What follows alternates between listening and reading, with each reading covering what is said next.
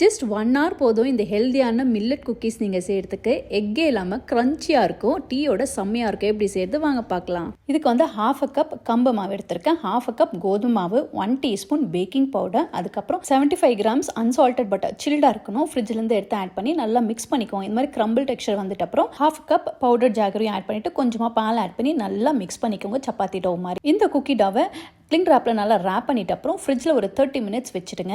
30 மினிட்ஸ்க்கு அப்புறம் மாவு வந்து கொஞ்சம் ஹார்ட் ஆகிடும். அதுக்கப்புறம் நீங்கள் இதை ரோல் பண்ணி கட் பண்ணிக்கலாம், இல்லை டைரெக்டாகவே இந்த மாதிரி கட் பண்ணி ஷேப் பண்ணிக்கலாம். நீங்கள் எந்த ஷேப்பில் வேணாலும் இதை ஷேப் பண்ணிக்கலாம், ஈஸியாக ஷேப் பண்ண முடியும். நான் வந்து இன்றைக்கி ஓவல் ஷேப்பில் பண்ணியிருக்கேன். அதுக்கப்புறம் நீங்கள் டிசைன் கொடுக்குறது ஃபோர்க்கில் கூட டிசைன் பண்ணிக்கலாம். பேக்கிங் ட்ரேல பார்ச்மெண்ட் பேப்பர் ஜஸ்ட் லைன் பண்ணிக்கோங்க, கிரீஸ் பண்ண வேண்டாம். அப்படியே குக்கீஸை வந்துட்டு ஒரு கேப் விட்டு அடுக்கி வச்சுடுங்க. ப்ரீஹீட்டட் அவனில் 180 டிகிரி செல்சியஸில் 10 to 12 மினிட்ஸ் பேக் பண்ணி எடுத்திங்கன்னா ஹெல்தியான மில்லட் குக்கீஸ் ரெடி ஆகிடும்.